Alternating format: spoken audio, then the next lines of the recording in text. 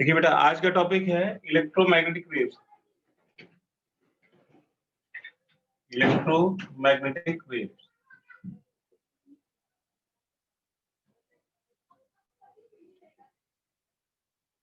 इसमें सबसे पहला पॉइंट है डिस्प्लेसमेंट करंट। और डिस्प्लेसमेंट करंट के ऊपर हमेशा आपसे एक क्वेश्चन पूछा जाता है।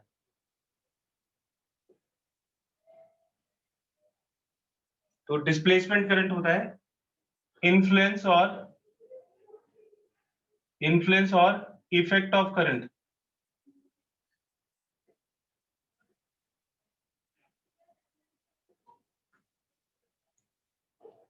Due to change in electric flux.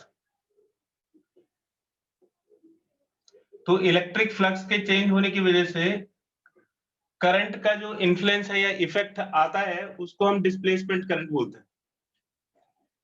Is called displacement current.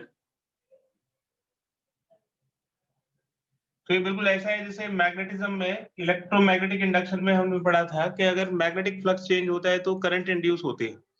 उसी तरह से अगर इलेक्ट्रिक फ्लक्स चेंज होता है तब भी करंट इंड्यूस होती है और उस इंड्यूस करंट को हम डिस्प्लेसमेंट करंट बोलते हैं। सपोज करिए कि ये किसी कैपेसिटर की प्लेट्स है। ये कैपेसिटर की प्लेट्स हैं और इस पे पॉजिटिव और इस पे नेगेटिव चार्ज।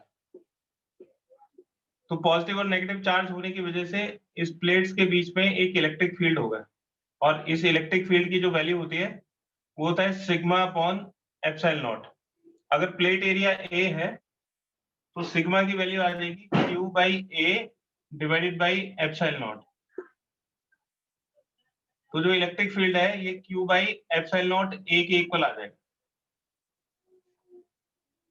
अब देखिए यहाँ पे हम एक एरिया कंसिडर कर लेते हैं। इस प्लेट के बराबर ही एक एरिया कंसिडर कर लेते हैं और ये जो एरिया है ये इलेक्ट्रिक फील्ड है और इस एरिया भी कैपिटल ए के इक्वल है। तो हमने ये एक फिक्टिशियस एरिया अज्यूम कर लिया कि इस इलेक्ट्रिक फील्ड के बीच में ए के बराबर एरिया है, तो इसमें कितना इलेक्ट्रिक फ्लक्स आएगा। तो electric flux associated with this plate phi E is equal to E dot A के बराबर हो जाएगा, यानी कि E A cos zero. Cos zero की वैल्यू 1 हो जाएगी और ई की वैल्यू होगी Q by epsilon naught A और ए। तो ये ए से ए कैंसिल हो जाएगा और इलेक्ट्रिक फ्लक्स की वैल्यू हो जाएगी क्यू बाई एप्सिलॉन नॉट। यानी कि अगर आप कैपेसिटर की प्लेट्स के बीच में ए एरिया उस प्लेट के पैरेलल रख देते हैं तो उससे इतना इलेक्ट्रिक फ्लक्स एसोसिएटेड होगा। तो इससे हम चार्ज की वैल्यू कैलकुलेट कर सकते हैं। इलेक्ट्रिक फ्लक्स से चार्ज की वैल्यू आ जाएगी। तो ये चार्ज की वैल्यू हो जाएगी Q is equal to phi E into epsilon naught. तो देखिए अगर ये फ्लक्स चेंज होता है तो चार्ज टाइम के रिस्पेक्ट में बदलेगा और चार्ज के जो रेट होता है चेंज होने का दैट इज कॉल्ड करंट। तो अगर हम इसको डिफरेंशिएट करें तो हमको करंट मिल जाएगा। तो इसको डिफरेंशिएट करिए तो डी क्यू डी टी हो जाएगा। ये एप्सिलॉन नॉट तो कांस्टेंट हो गया और ये D phi E D T. तो जो D Q by D T है इसको हम बोलते हैं displacement current. Epsilon naught D phi E D T. तो डिस्प्लेसमेंट करंट का फॉर्मूला होता है epsilon naught D phi E D T. यानी कि अगर फ्लक्स चेंज होगा तो डिस्प्लेसमेंट करंट होगा। अगर फ्लक्स कांस्टेंट होगा, चेंज नहीं हो रहा है, तो कांस्टेंट का डेरिवेटिव जीरो, तो डिस्प्लेसमेंट करंट भी जीरो हो जाएगी।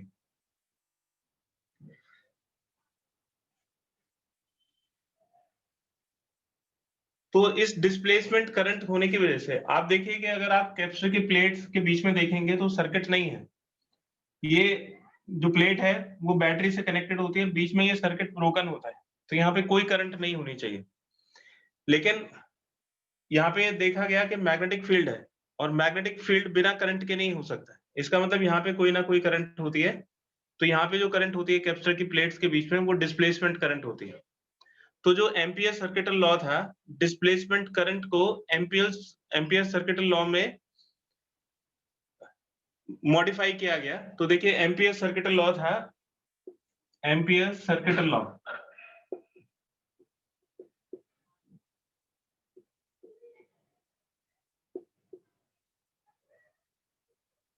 बी डॉट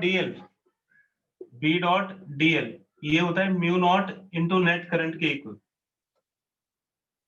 तो अगर हम इसको देखें तो अगर करंट जीरो है तो मैग्नेटिक फील्ड भी जीरो होना चाहिए, लेकिन ये नोटिस करा गया कि कैप्सूल की प्लेट्स के बीच में मैग्नेटिक फील्ड होता है।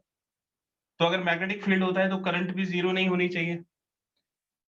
तो ये इसके अंदर जो मैग्नेटिक फील्ड था उसका लॉजिक इससे नहीं मिल रहा था, मैग्नेटिक फील्ड के प्रेजेंस का लॉजिक इससे नहीं मिल रहा था, क्योंकि इसके बीच में तो करंट नहीं होती थी। तो ये जब डिस्प्लेसमेंट करंट का पता लगा तो इसको चेंज कर दिया गया और इसको मैक्सवेल एम्पियर इक्वेशन,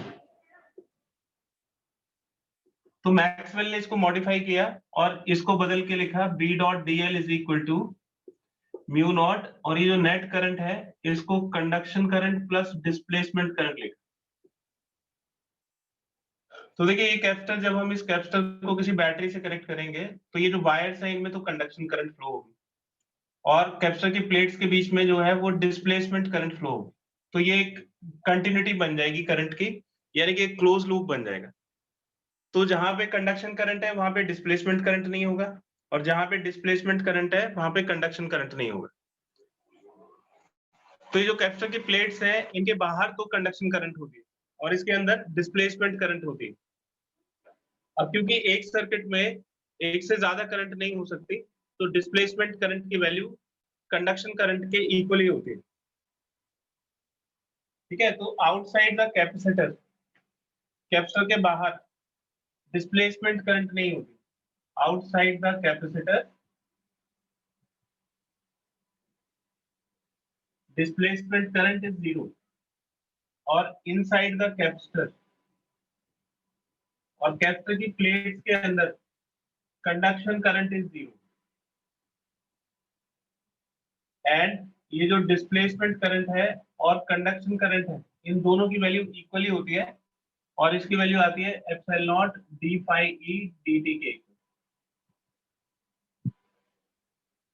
इसका एक स्क्रीनशॉट ले लीजिए।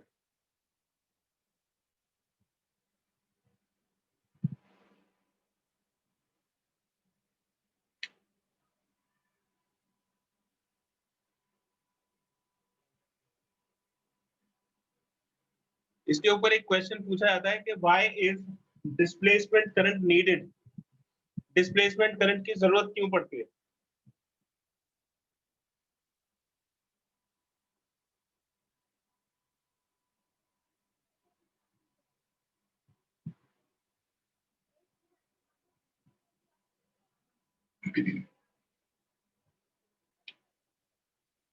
फर्स्ट क्वेश्चन है why is displacement current needed.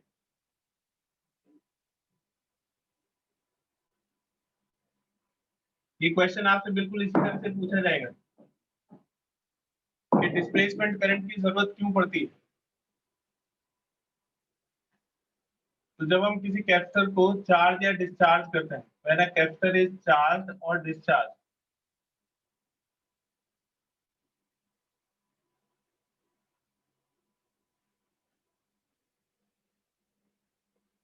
The current between the plates is zero. तो प्लेट्स के बीच में जो करंट होती है वो जीरो होती है। And according to Ampere circuital law, Ampere circuital law के according b dot D l का close integration mu naught into current के इक्वल होता है। अब जो करंट है उसकी वैल्यू जीरो है, तो अगर करंट जीरो है तो मैग्नेटिक फील्ड भी जीरो होना चाहिए, क्योंकि जो क्लोज लूप है उसकी लेंथ तो जीरो नहीं हो सकती। तो इससे ये पता लगा कि भाई करंट जीरो है तो ये भी जीरो होना चाहिए। तो the magnetic field between the plates should have been zero। तो अगर करंट जीरो है तो प्लेट्स के बीच में मैग्नेटिक फील्ड भी जीरो होना चाहिए, but actually it is not zero. लेकिन जब इसको मैग्नेटिक निडल से देखा गया तो इट इज नॉट जीरो। तो अगर करंट जीरो है तो मैग्नेटिक फील्ड भी जीरो होना चाहिए, लेकिन मैग्नेटिक फील्ड जीरो होता नहीं है। इसका मतलब क्या हुआ? इट मीन्स, इसका मतलब हुआ कि इस फॉर्मूले में कुछ कमी है।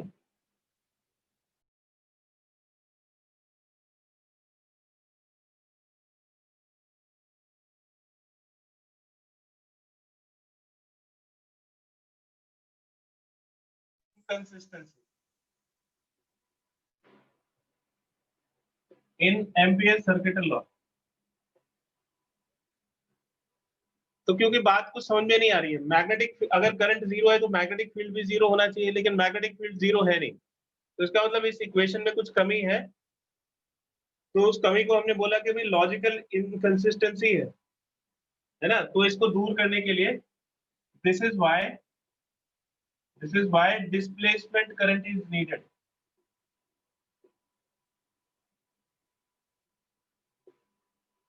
करंट इज नीडेड, तो इसलिए डिस्प्लेसमेंट करंट की जरूरत है। And modified ampere circuit law is,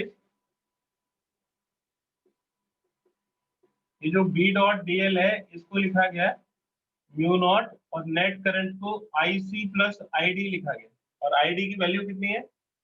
phi naught epsilon naught D phi E D T. ठीक है, तो ये I C plus I D, तो नेट करंट को I C plus I D कर दिया गया। तो अगर कंडक्शन करंट जीरो है तो प्लेट्स के बीच में डिस्प्लेसमेंट करंट होती है, और इस डिस्प्लेसमेंट की करंट की वजह से मैग्नेटिक फील्ड होता है, यानी कि मैग्नेटिक फील्ड जीरो नहीं होता है।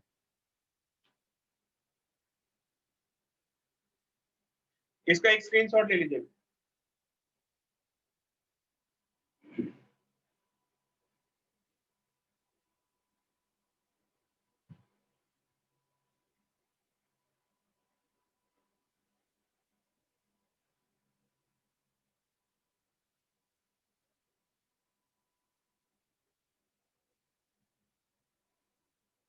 नेक्स्ट टॉपिक है प्रोडक्शन ऑफ ईएम वेव्स।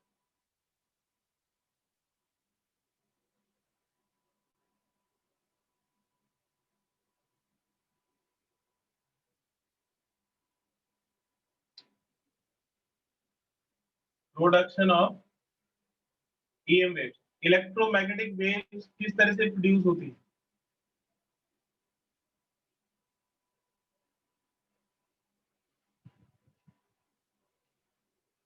देखिए, जो इलेक्ट्रोमैग्नेटिक वेव्स हैं they are produced, electromagnetic waves are produced by oscillating और एक्सेलरेटेड चार्ज, ऑसिलेटिंग और एक्सेलरेटेड चार्ज। तो चार्ज अगर ऑसिलेट होता है या एक्सेलरेट होता है तो इलेक्ट्रोमैग्नेटिक वेव प्रोड्यूस होती है। कैसे? व्हेन अ चार्ज ऑसिलेट्स, अगर कोई चार्ज ऑसिलेट होता है तो देखिए चार्ज क्या करता है, एक इलेक्ट्रिक फील्ड प्रोड्यूस करता है। जैसे ये कोई चार्ज है तो चार्ज का हर एक डायरेक्शन में अपना एक इलेक्ट्रिक फील्ड होता है। तो चार्ज अगर ऑसिलेट करेगा तो इलेक्ट्रिक फील्ड भी ऑसिलेट करेगा। तो जब चार्ज ऑसिलेट करता है an oscillating electric field is produced, तो एक ऑसिलेटिंग इलेक्ट्रिक फील्ड प्रोड्यूस होता है, फील्ड इज प्रोड्यूस्ड। तो इलेक्ट्रिक फील्ड ऑसिलेट करता है,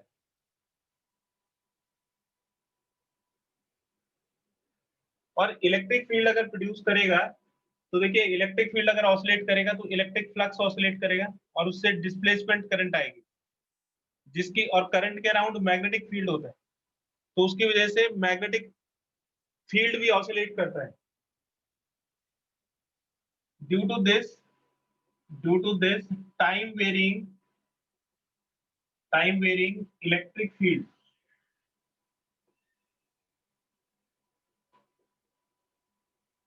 तो इस टाइम वेरिंग इलेक्ट्रिक फील्ड की वजह से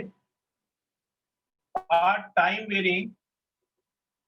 varying magnetic field is produced, field is produced perpendicular to it,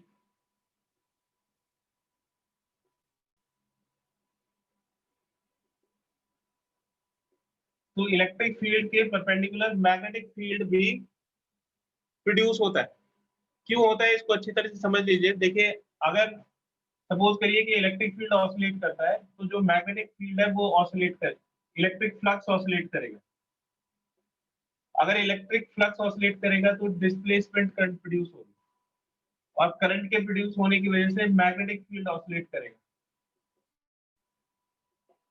ठीक है, तो इलेक्ट्रिक फील्ड क्या करता है, एक टाइम वेरिंग मैग्नेटिक फील्ड को प्रोड्यूस करता है,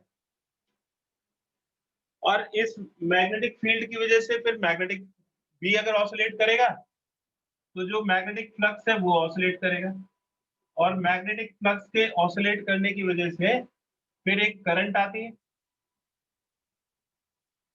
और करंट की वजह से फिर इलेक्ट्रिक फील्ड आता है। तो यानी कि अगर इलेक्ट्रिक फील्ड ऑसिलेट करेगा तो मैग्नेटिक फील्ड प्रोड्यूस होगा, मैग्नेटिक फील्ड प्रोड्यूस ऑसिलेट करेगा तो इलेक्ट्रिक फील्ड ऑसिलेट करेगा, इलेक्ट्रिक फील्ड प्रोड्यूस होगा। तो एक के ऑसिलेशन की वजह से दूसरा फील्ड प्रोड्यूस होता है, और दूसरे के ऑसिलेशन की वजह से फिर पहला फील्ड प्रोड्यूस होता है।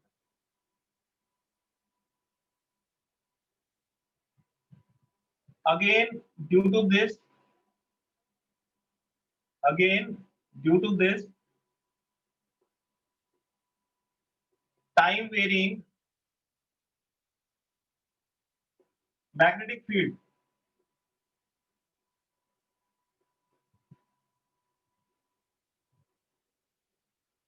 oscillating electric field is produced. Oscillating electric field is produced.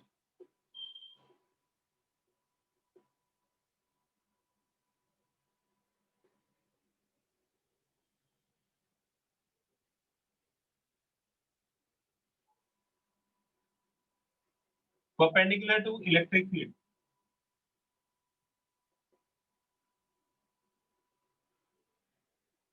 Perpendicular to magnetic field. तो ये दोनों एक दूसरे के परपेंडिकुलर होते हैं। इन दिस वे, तो इस तरह से दिस इन्फ्लुएंस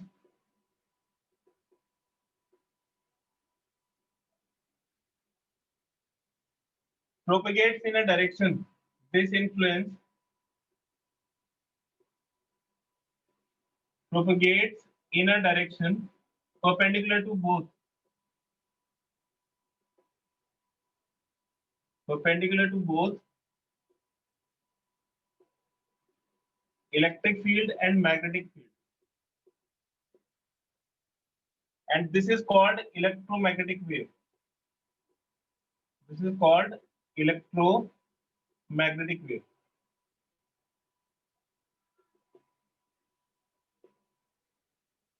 तो देखिए, इलेक्ट्रोमैग्नेटिक वेव कैसे प्रोड्यूस होती है। अगर कोई चार्ज ऑसिलेट करता है तो ऑसिलेटिंग इलेक्ट्रिक फील्ड प्रोड्यूस होता है, और ऑसिलेटिंग इलेक्ट्रिक फील्ड की वजह से ऑसिलेटिंग मैग्नेटिक फील्ड प्रोड्यूस होता है, और फिर अगर वेरिंग मैग्नेटिक फील्ड होगा तो वो ऑसिलेटिंग इलेक्ट्रिक फील्ड को प्रोड्यूस करेगा जो कि मैग्नेटिक फील्ड के परपेंडिकुलर होगा, और इन दोनों के परपेंडिकुलर इलेक्ट्रोमैग्नेटिक वेव प्रोपेगेट करती है, मतलब आगे की तरफ चलती है। आगे देखिए, इसका डायग्राम बनाने के लिए पूछा जाता है इलेक्ट्रोमैग्नेटिक वेव का। तो आपको ये याद रखना है कि इलेक्ट्रोमैग्नेटिक वेव कैसे प्रोड्यूस होती है। तो इलेक्ट्रोमैग्नेटिक वेव प्रोड्यूस होती है ऑसिलेटिंग और एक्सेलरेटिंग चार्ज की वजह से। चार्ज अगर एक्सेलरेट कर रहा है या ऑसिलेट कर रहा है तो इलेक्ट्रोमैग्नेटिक वेव प्रोड्यूस होगी। इलेक्ट्रोमैग्नेटिक वेव में इलेक्ट्रिक फील्ड ऑसिलेट करता है, मैग्नेटिक फील्ड ऑसिलेट करता है, और दोनों एक दूसरे के परपेंडिकुलर होते हैं। और ये जो इफेक्ट है, यानी कि इलेक्ट्रोमैग्नेटिक वेव, ये इन दोनों फील्ड के परपेंडिकुलर मूव करती है। इसका एक स्क्रीनशॉट लीजिए, अब इसका डायग्राम बनाते हैं इलेक्ट्रोमैग्नेटिक वेव का।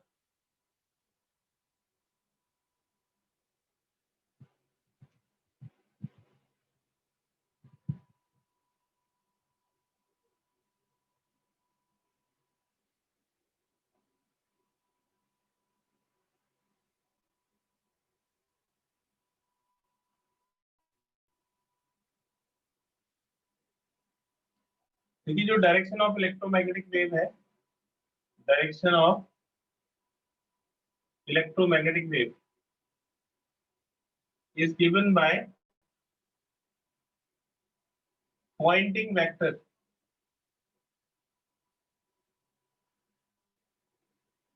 POY होता है पॉइंटिंग वेक्टर, P से इसको डिनोट करता है और ये E क्रॉस B के अलोंग होता है। ठीक है, फॉर एग्जाम्पल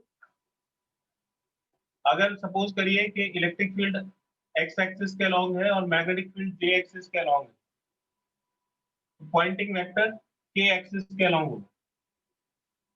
अगर सपोज करिए कि इलेक्ट्रिक फील्ड जे के अलोंग है और मैग्नेटिक फील्ड के अलोंग है, तो जो इलेक्ट्रोमैग्नेटिक वेव की डायरेक्शन है वो एक्स एक्सिस के अलोंग होगी।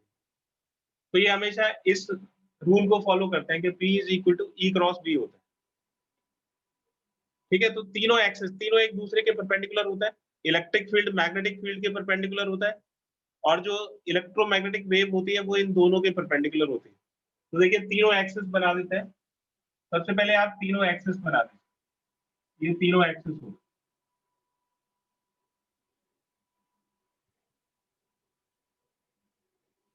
अब देखिए अगर आपको इलेक्ट्रोमैग्नेटिक वेव इस डायरेक्शन में चाहिए, सपोज करिए कि ये एक्स एक्सिस है, तो ये वाई एक्सिस होगा और ये जेड एक्सिस होगा। एक्स के हमेशा एंटी क्लॉकवाइज में वाई एक्सिस होता है और ये जेड एक्सिस होता है। तो देखिए वाई एक्सिस के अलोंग ये जे इलेक्ट्रिक फील्ड है, तो इलेक्ट्रिक फील्ड के जो वेक्टर्स होंगे वो वाई एक्सिस के अलोंग होंगे, यानी कि ऊपर और नीचे, और इस प्लेन में जेड एक्सिस के अलोंग होंगे। ये जैसे के है मैग्नेटिक फील्ड होगा, तो जेड एक्सिस ये है, तो इसके जो वेक्टर्स हैं मैग्नेटिक फील्ड के वो इसके अलोंग होंगे। ठीक है, तो आप देखिए कि पहले हम मैग्नेटिक फील्ड को बना लेते हैं। तो ये हमने मैग्नेटिक फील्ड बनाया इस तरह से, ये ऐसे हमने मैग्नेटिक फील्ड बनाया। ठीक है, और इसके वेक्टर्स देखिए, आप जब इसमें मैग्नेटिक फील्ड के अंदर वेक्टर्स बनाओगे तो वो इस वाले एक्सिस के पैरेलल होने चाहिए। तो आप इस तरह से एरोज बनाओगे और ये एरोज इसके पैरेलल आएंगे। तो ये जो एरोज हैं ये मैग्नेटिक फील्ड को बता रहे हैं। तो जो मैग्नेटिक फील्ड है वो जेड एक्सिस के अलोंग है, यानी कि magnetic field is along Z axis. ठीक है, तो आप यहाँ से जो वेक्टर्स बनाओगे ध्यान रखोगे कि वो इसके पैरेलल होने चाहिए। तो ये वेक्टर्स इस तरह से आएंगे कि इसके पैरेलल होंगे।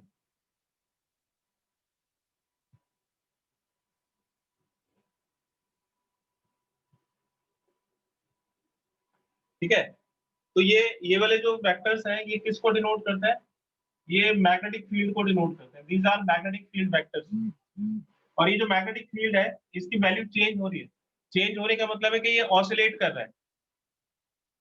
ठीक है, अब हम बना रहे हैं इलेक्ट्रिक फील्ड वेक्टर्स बनाएंगे। इलेक्ट्रिक फील्ड वेक्टर्स इसके अलोंग होंगे, तो ये इलेक्ट्रिक फील्ड वेक्टर्स को आप बिल्कुल स्ट्रेट बनाओगे और दोनों की फ्रीक्वेंसी को सेम रखोगे।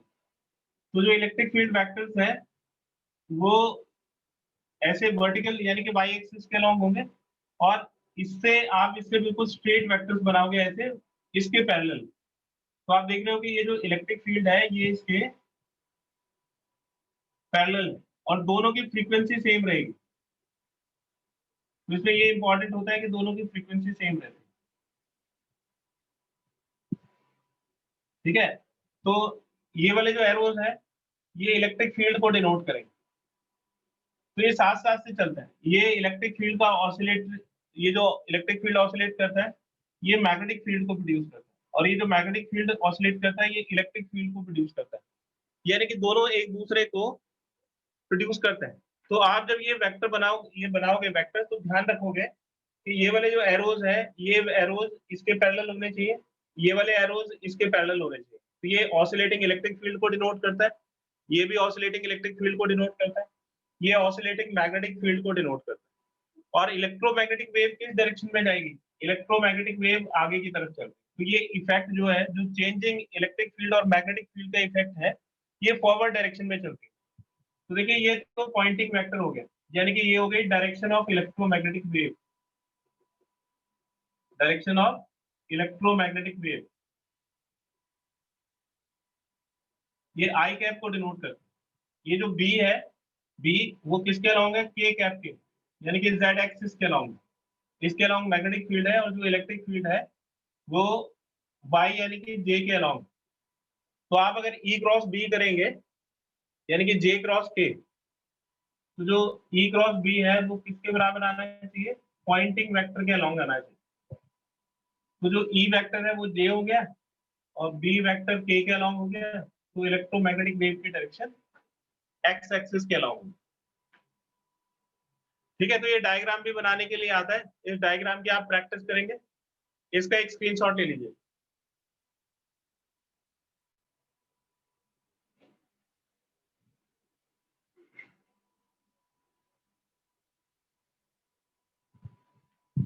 फिर इसके बाद आता है प्रॉपर्टीज ऑफ इलेक्ट्रोमैग्नेटिक वेव्स।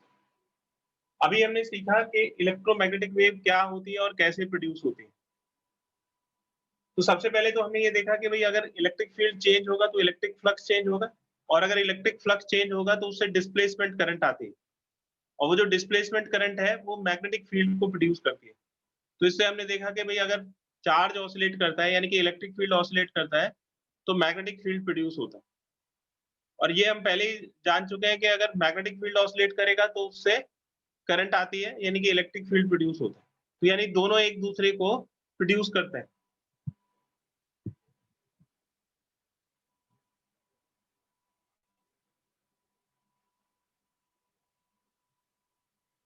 तो डिस्प्लेसमेंट करंट बेसिकली क्या बताता है? डिस्प्लेसमेंट करंट बताता है कि भाई इलेक्ट्रिक फील्ड के चेंज होने से,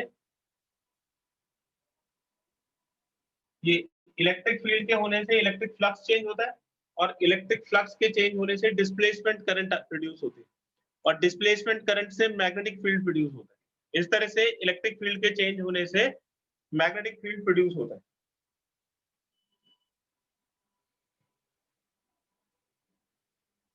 इसके बाद है बेटा properties of electromagnetic wave. Properties of electromagnetic wave.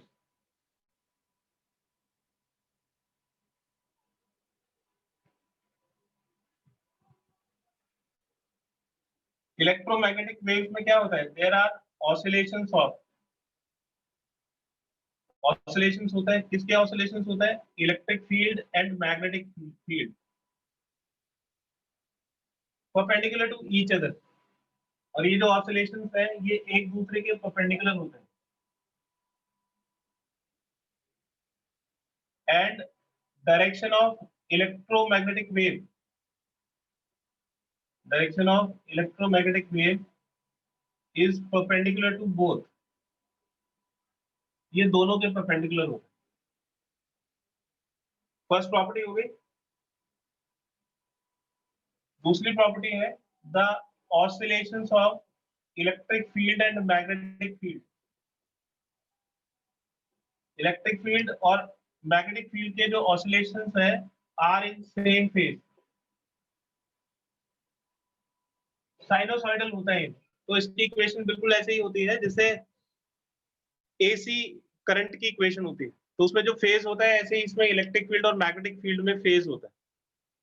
तो इनके ऑसिलेशन सेम फेज में होते हैं, यानी कि इलेक्ट्रिक फील्ड का फेज और मैग्नेटिक फील्ड का फेज दोनों सेम रहते हैं। Ratio of electric field and magnetic field. तो इलेक्ट्रिक फील्ड और मैग्नेटिक फील्ड का जो रेशियो है is always constant and equal to speed of light. तो ये जो रेशियो है ये हमेशा स्पीड ऑफ लाइट के इक्वल होता है, 3 × 10⁸ मीटर पर सेकेंड। तो इलेक्ट्रिक फील्ड और मैग्नेटिक फील्ड का रिलेशन ये होता है। अगर आप इसकी पीक वैल्यू को देखोगे तो पीक वैल्यू में भी क्योंकि हमेशा एक जैसा रेशियो रहेगा, तो जब पीक वैल्यू होगी जब भी सेम रेशियो रहेगा, तो E अपॉन बी की वैल्यू P अपॉन 3 × 10⁸ मीटर पर सेकेंड के इक्वल होती है। यानी कि अगर आपको इलेक्ट्रिक फील्ड पता है तो मैग्नेटिक फील्ड की वैल्यू निकाल सकते हो, मैग्नेटिक फील्ड पता है तो इलेक्ट्रिक फील्ड की वैल्यू निकाल सकते हो। तो दोनों के फील्ड में ये रिलेशनशिप होता है।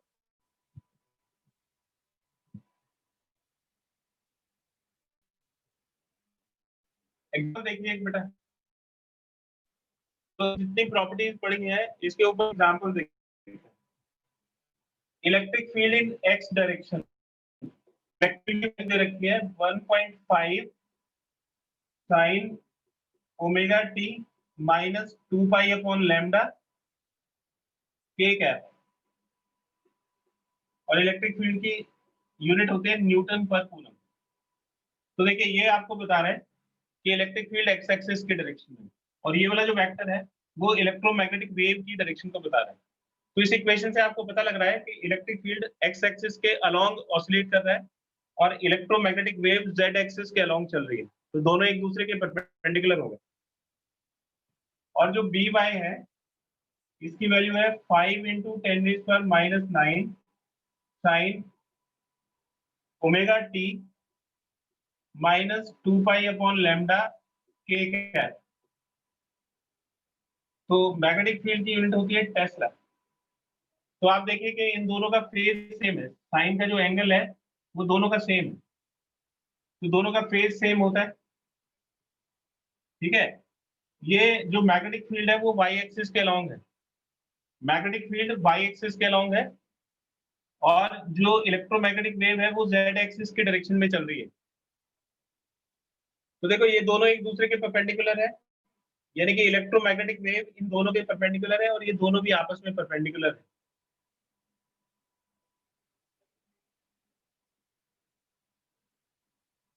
ठीक है, तो हम इसको देखते हैं कि अगर यहाँ सपोज करो बी नॉट दे रखा है, तो आपको बी नॉट की वैल्यू कैलकुलेट करनी है कि बी नॉट कितना होगा। तो e naught upon B naught किसके इक्वल होता है, e naught upon B naught is equal to c के इक्वल होगा। तो बी नॉट की वैल्यू किसके इक्वल हो जाएगी, b naught is equal to E naught by c. तो ई नॉट की वैल्यू हो गई 1.5 और सी हो गया 3 इंटू 10⁻⁸, तो हो जाएगा 0.5 इंटू 10⁻⁻8, यानी कि 5 इंटू 10⁻⁹। ठीक है, तो जो मैग्नेटिक फील्ड की पीक वैल्यू है वो आ जाएगा 5 इंटू 10⁻⁹ टेस्ला, और ये मैग्नेटिक फील्ड की इक्वेशन हो जाएगी B by is equal to 5 into 10⁻⁹ sine omega T minus 2 pi upon lambda के कैप टेस्ला। तो अगर आपको ई नॉट पता है, ये जो 1.5 है ये ई नॉट की वैल्यू है, तो अगर आप ई नॉट पता है तो बी नॉट कैलकुलेट कर सकते हैं।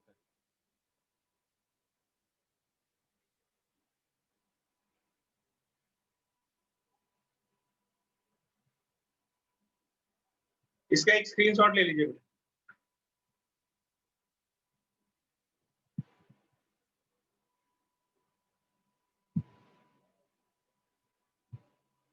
एक और एग्जांपल देखिए।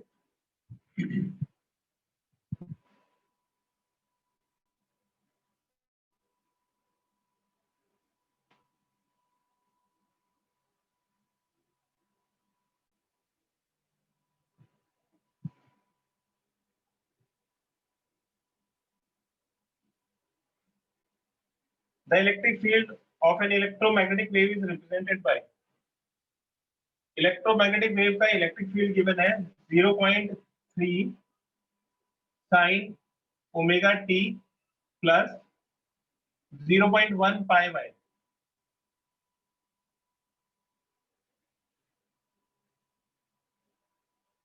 न्यूटन पर कूलम। इसमें आपसे पूछा गया है find equation of magnetic field, find equation of magnetic field. Second है direction of propagation of wave,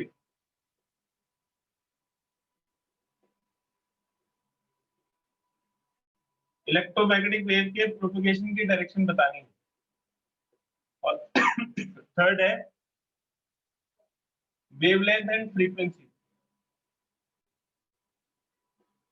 तो वेवलेंथ बताना है और फ्रीक्वेंसी बताना है। Wave in free space,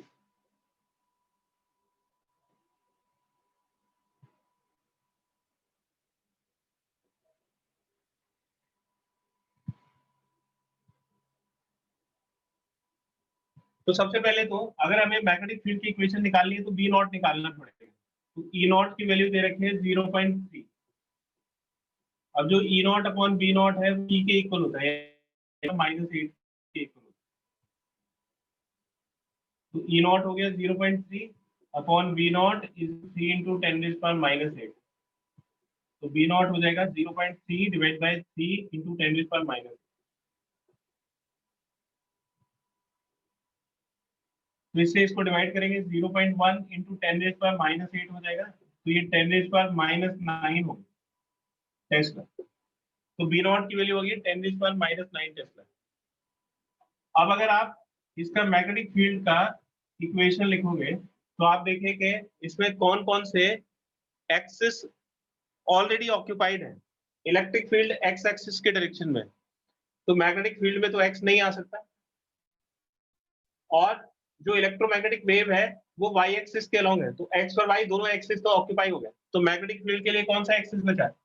Z axis. तो यहाँ पे लिखेंगे B Z is equal to B naught, और ये तो सेम रहेगा, फेज सेम रहेगी, तो omega T plus 0.1 pi Y, और इसकी यूनिट होती है टेस्ला, तो यहाँ पे टेस्ला लिखेंगे। बी नॉट की वैल्यू इसमें डाल दीजिए, तो 10⁻⁹ sine omega T plus 0.1 pi Y Tesla. तो ये तो फर्स्ट पार्ट का आंसर होगा। तो आपको किस किस चीज का ध्यान रखना है? एक तो फेज सेम रखनी है, और इलेक्ट्रिक फील्ड से मैग्नेटिक फील्ड निकाला जा सकता है, और उसके यूनिट का ध्यान रखना है। दूसरे पार्ट में पूछा गया है कि ईएम वेव की डायरेक्शन बताइए, तो इसको जरा ध्यान दीजिएगा।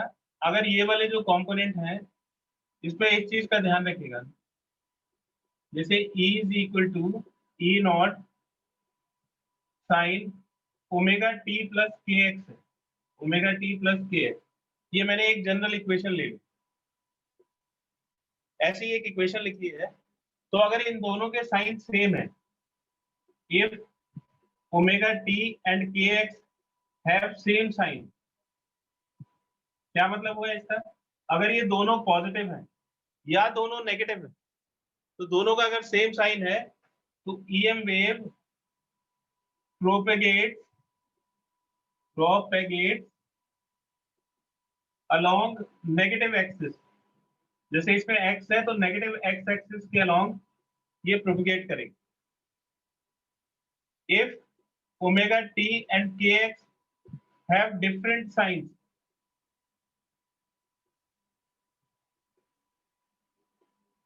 तो जो ईएम वेव है प्रोपेगेट्स अलोंग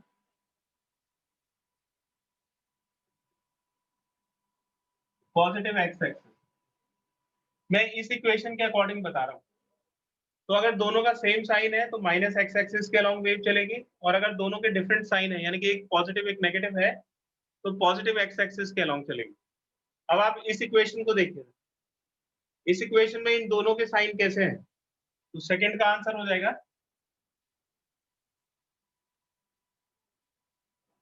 इन दोनों के सेम साइन है, और जो इलेक्ट्रोमैग्नेटिक वेव है वो वाई एक्सिस के अलोंग चल रही है, तो direction of EM wave, direction of EM wave is minus Y axis. ठीक है, तो जो ईएम वेव है वो नेगेटिव वाई एक्सिस के अलोंग चलेगी। इसके थर्ड पार्ट में पूछा गया है कि वेवलेंथ बताइए और फ्रीक्वेंसी बताइए। थर्ड पार्ट देखिए, ये जो इससे अगर इसको कंपेयर करोगे ओमेगा टी प्लस के वाई, तो के की वैल्यू हो जाएगी के इज इक्वल टू 0.15। ये डायरेक्शन का जो कंपोनेंट होगा, ये वाई का कंपोनेंट या एक्स का जो कंपोनेंट है, ये के होता है। के को हम बोलते हैं प्रोपगेशन कांस्टेंट, और के की वैल्यू 2 पाई अपॉन लैम्डा के इक्वल होती है। K is equal to 2 pi upon lambda. ये सब 11th में स्टेशनरी वेव्स में पढ़ाया जाता है।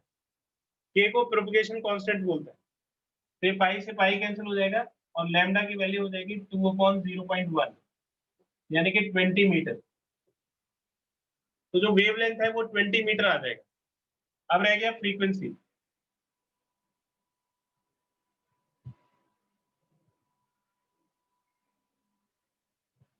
फ्रीक्वेंसी देखिए, फ्रीक्वेंसी क्या होता है, 1/टाइम पीरियड के इक्वल होता है।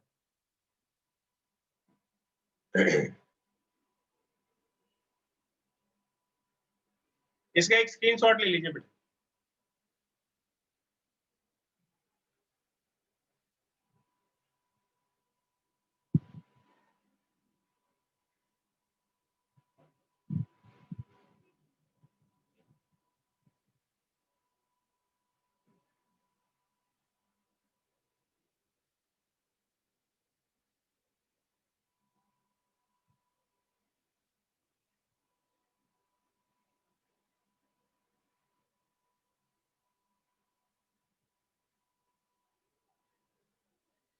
देखिए जैसे कोई साइन वेव है, ये कोई साइन वेव है, तो यहाँ से इसके एक ऑसिलेशन की जो लेंथ है इसको बोलते हैं वेव लेंथ, और इसमें जो टाइम लगता है उसको बोलते हैं टाइम पीरियड।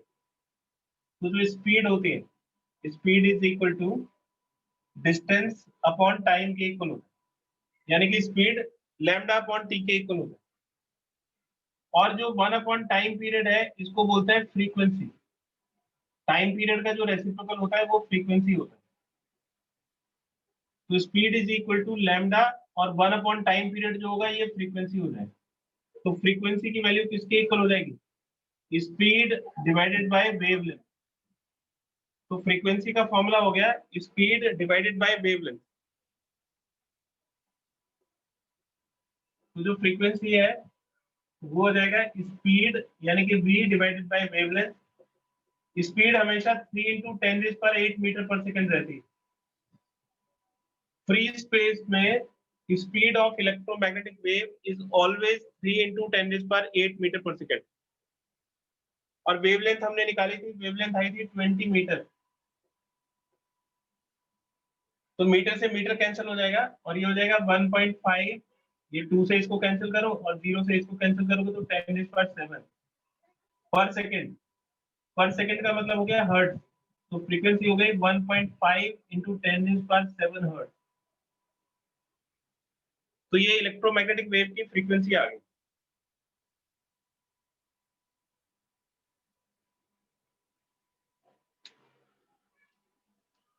इसका एक स्क्रीनशॉट ले लीजिए।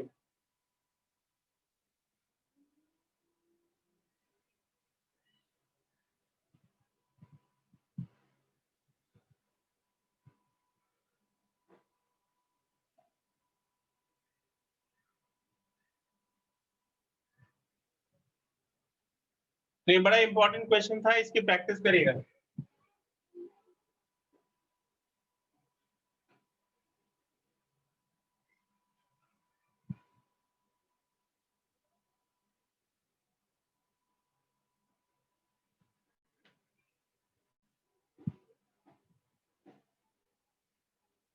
नेक्स्ट प्रॉपर्टी है electromagnetic wave show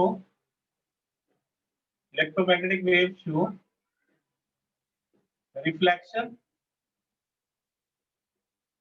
refraction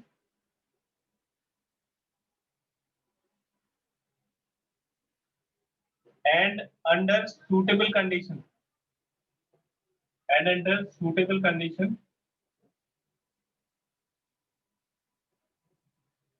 interference,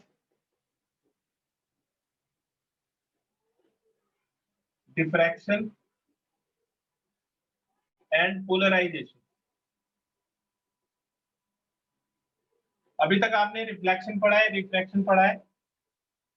ये आप आगे वाले चैप्टर में वेव ऑप्टिक्स जब पढ़ोगे, रे ऑप्टिक्स के बाद वेव ऑप्टिक्स चैप्टर पढ़ोगे तो तब ये समझ में आएगा कि इंटरफेरेंस, डिफ्रैक्शन और पोलराइजेशन क्या होता है।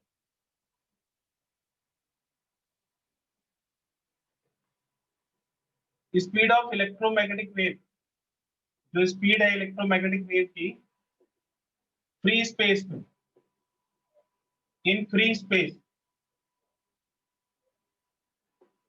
वो होती है 1/√μ0 × ε0। ठीक है, और इसकी वैल्यू 3 × 10⁸ मीटर पर सेकेंड आती है। अगर स्पीड किसी मीडियम में कैलकुलेट करेंगे, स्पीड इन मीडियम, ठीक है, तो मीडियम में ये आ जाएगा 1/μ0 μr के इक्वल आ जाएगा, और ε0 εr के इक्वल। εr को हम कैपिटल K से भी रिप्रेजेंट करते हैं, तो इसको सेपरेट कर लोगे तो 1/μ0 ε0 अलग हो जाएगा और √μr × K अलग हो जाएगा। तो ये वाला जो पार्ट है ये तो स्पीड ऑफ इलेक्ट्रोमैग्नेटिक वेव हो जाएगा c के बराबर, c यानी कि स्पीड ऑफ लाइट, और ये आ जाएगा √μr × K। ठीक है, तो ये तो c के इक्वल होता है। तो अगर स्पेस में देखोगे तो स्पेस में इलेक्ट्रोमैग्नेटिक वेव की जो स्पीड है वो स्पीड ऑफ लाइट के बराबर होगी, और अगर किसी मीडियम में देखोगे इलेक्ट्रोमैग्नेटिक वेव की स्पीड, तो वो स्पीड ऑफ लाइट को इन दोनों फैक्टर से डिवाइड करना पड़ेगा, relative magnetic permeability of the medium और dielectric constant of the medium. ये मैग्नेटिक फील्ड के लिए और ये इलेक्ट्रिक फील्ड के लिए मीडियम की प्रॉपर्टीज। इसका एक स्क्रीनशॉट ले लीजिए।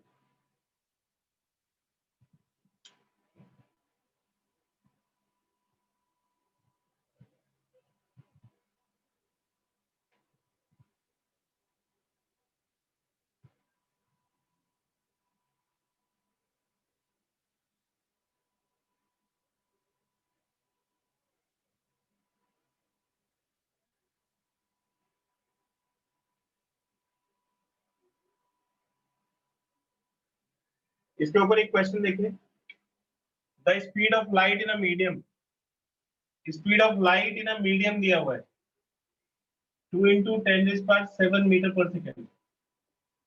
If the dielectric constant of the medium, dielectric constant दे रखा है 200, फाइंड रिलेटिव मैग्नेटिक परमेबिलिटी। तो मीडियम का रिलेटिव मैग्नेटिक परमेबिलिटी पूछा है। तो देखिए speed in medium is equal to speed of light divide by √μr times k, ये होगा। तो √μr इंटू k हो जाएगा C/Vm।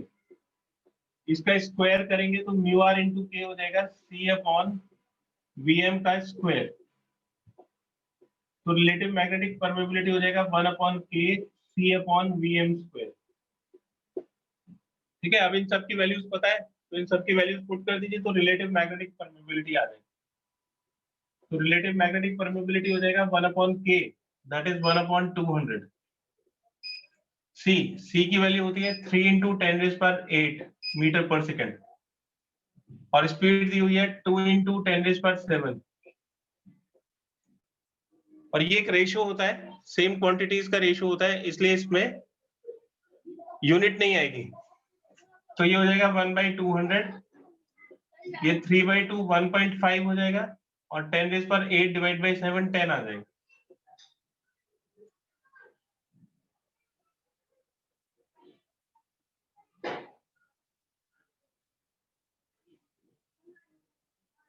इसका स्क्वायर तो 15 का स्क्वायर हो गया 225, ये 15 हो गया, 15 का स्क्वायर 225 डिवाइड बाई 200, 25 से डिवाइड करोगे तो 9/8 आ जाएगा और इसकी वैल्यू आ जाएगी 1.125। तो रिलेटिव मैग्नेटिक परमेबिलिटी हो गया 1.125।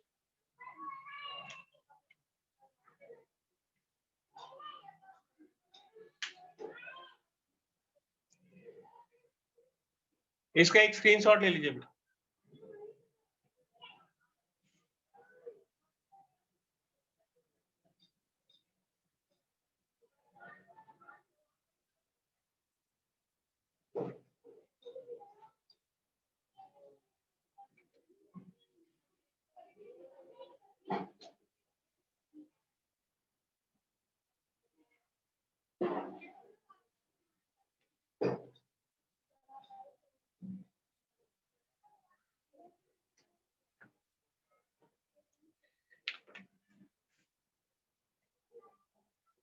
मोमेंटम, तो जो इलेक्ट्रोमैग्नेटिक वेव है वो सरफेस के ऊपर मोमेंटम एक्सर्ट करते हैं। तो मोमेंटम जो होता है वो energy carried by wave divide by speed of light के बराबर होता है। तो P की वैल्यू U/c के इक्वल होती है।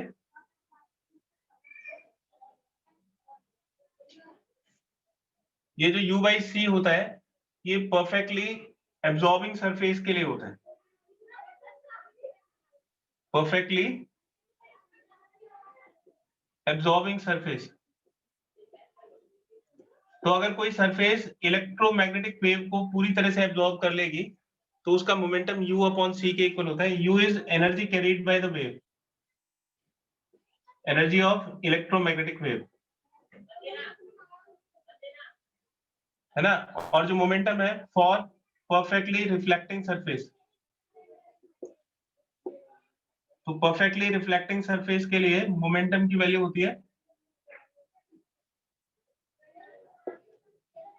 Momentum is equal to 2u/c के इक्वल होता है।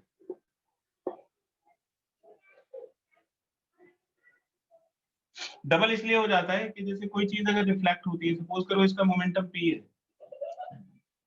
और ये रिफ्लेक्ट हो गई, उसी डायरेक्शन में रिफ्लेक्ट हो गई, सपोज करिए ये ऐसे इलेक्ट्रोमैग्नेटिक वेव आई और उसी डायरेक्शन में रिप्लेस हो गए, तो ये p हो गया, ये -p हो गया, तो इसमें कितना चेंज आ गया? तो चेंज इन मोमेंटम हो जाएगा p माइनस p यानी कि 2p के इक्वल, तो डबल हो जाएगा। तो परफेक्टली रिफ्लेक्टिंग सरफेस में जो मोमेंटम डिलीवर करती है सरफेस को, वो 2u/c के इक्वल होता है।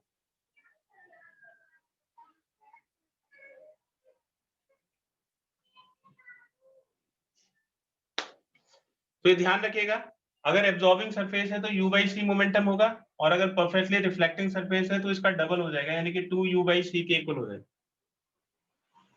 इसका एक स्क्रीनशॉट ले लीजिए।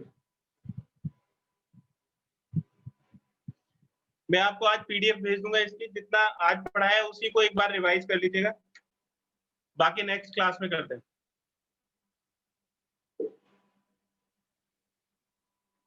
Thank you sir. ओके।